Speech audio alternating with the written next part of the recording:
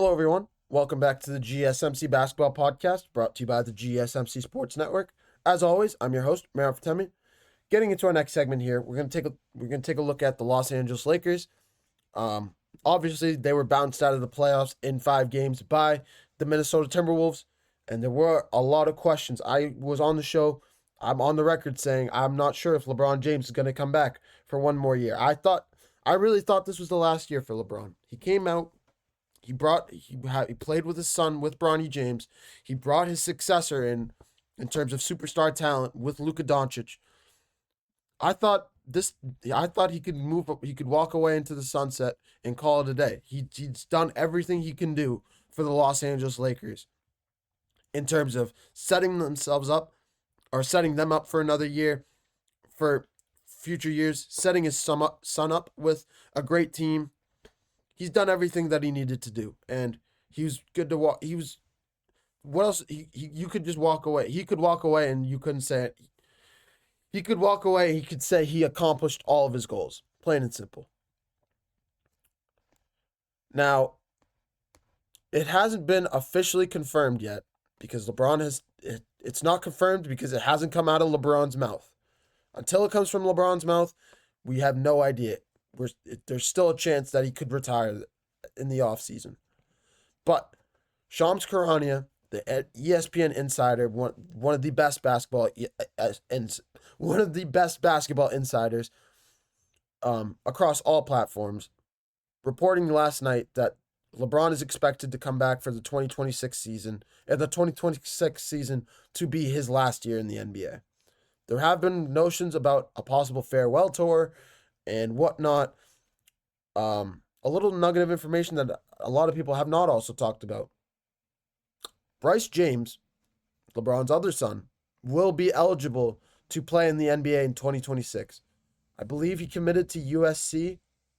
I'm not 100% sure. I haven't really looked at the I haven't really looked at Bryce's highlights and whatnot. I haven't really kept up to date with it. I'm trying to find it right now. But regardless of where he goes, I believe he's going to USC. He will be eligible to play in the NBA next year if he wants to declare for the NBA draft. I don't think LeBron's going to play another year after 2026. But just a little nugget of information. But he does have Luka in there now. He did mention in the post-game interview after Game 5 that any mid-season acquisition, this was his words, any mid-season acquisition, it takes time to build chemistry. And any mid-season trade acquisition is tough to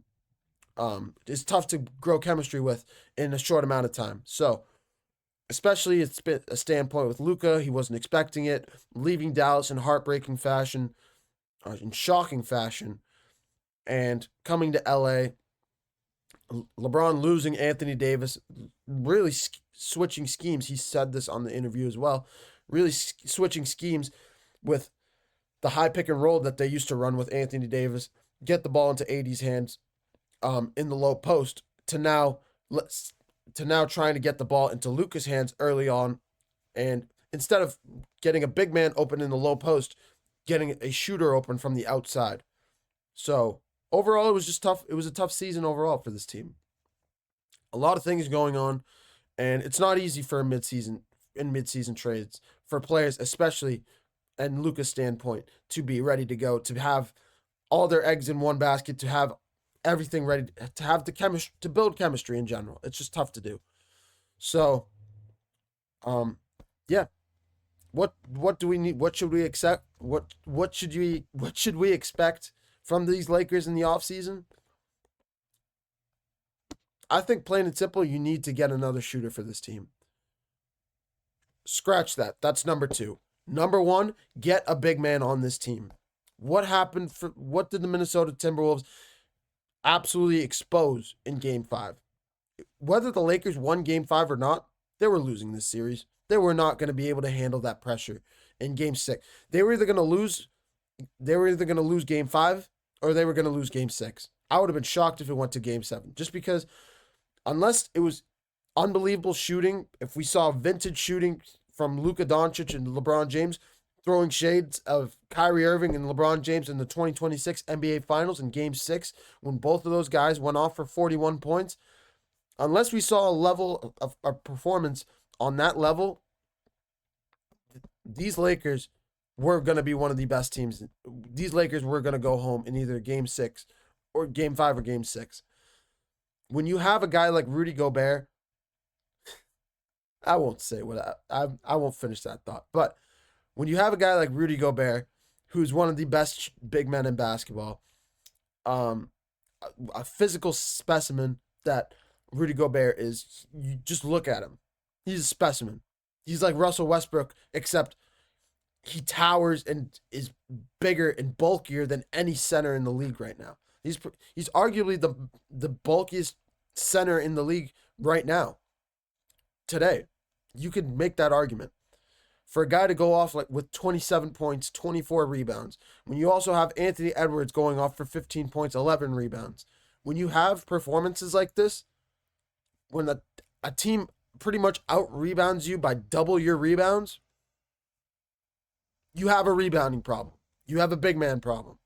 Whether you want to put some of that blame on J.J. Redick, playing Dorian Finney-Smith over Jackson Hayes, playing Max Kleber over Jackson Hayes, playing Gabe Vincent over Jackson Hayes, especially in the fourth quarter, when you see the other team completely out getting 2-3 opportunities on their possessions because of offensive rebounding. When you see that, and you turn an eye away from your big man, from putting your starting center in plugging him into the lineup, I don't know. It doesn't shock me that they lost that game last night or 2 nights ago, but they definitely need a big man for this team. Another center would take pressure off of Rui Hachimura. Rui Hachimura could play more of a Karl-Anthony Towns kind of role because that is what he is. He's more of a shooting big man than a true center in general, playing with his back to the basket. He's much better as a shooter. So, and he's much better. This is another thing. When Anthony Davis was in the lineup, and this was a great point, I forget who said it. Somebody on ESPN said this. When you have, I believe it might have been Chris Hayes. I don't know. When you had Anthony Davis in the lineup for the Los Angeles Lakers, you put him at the 5, you put Rui Hachimura at the 4, and then you could put LeBron James at the 3.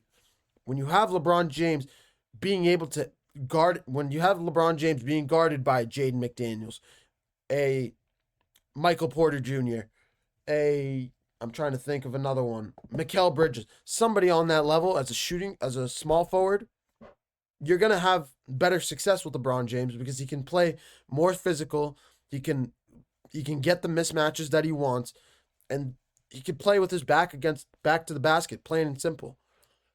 He can play bully ball.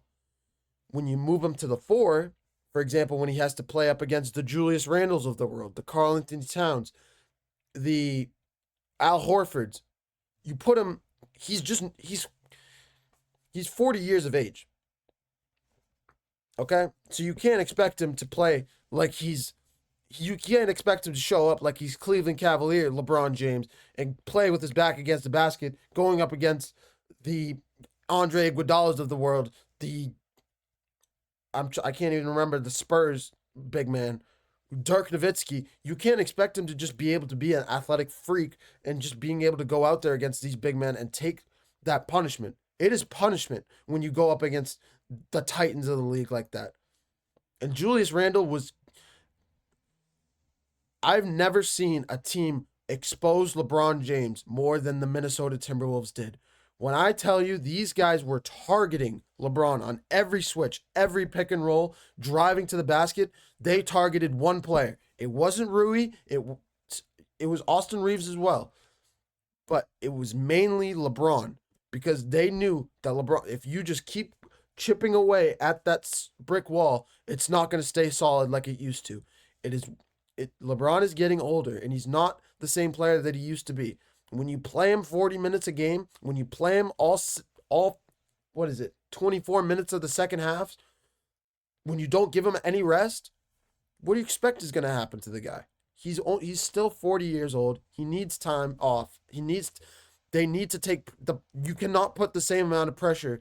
He cannot take that pressure that he did in Cleveland. We saw it in 2021 against the Nuggets. We saw it in 2023 against the Nuggets. We saw it in 2024. Who'd they lose to in 2024? Was it the Nuggets again? It might have been the Nuggets again. Wow. Yeah. All 4 of these years. We saw it 3 times with the Nuggets, and now we see it with the Timberwolves. The Timberwolves just did it in a fashion I've never seen. If you guys will go back and watch the tape, they were targeting 2 guys on the defensive end, LeBron and Austin Reeves. And that was a big reason why Austin Reeves was struggling down the stretch of these games and having a little bit of a poor series.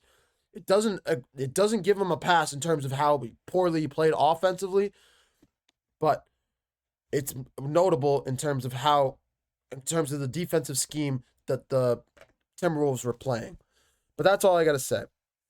The Lakers need a shooter. They need a center, number 1, and they need a shooter.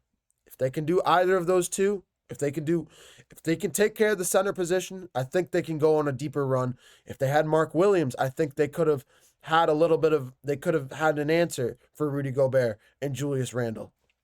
But that's a topic for another day.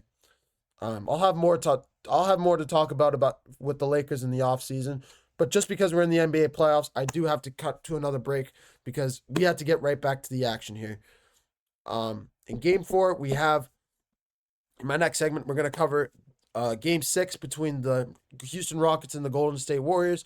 The Rockets trying to force a Game 7 back in Houston, but they have to go up against the Warriors. The Warriors getting embarrassed in Houston in Game 5, being down 30-plus points, I believe all the way up to 33 points, was the biggest lead for this Houston Rockets squad. We have a lot to talk about with that series, so I got to cut to a break and get to that. You're watching the GSMC Basketball Podcast, brought to you by the GSMC Sports Network. Don't go anywhere.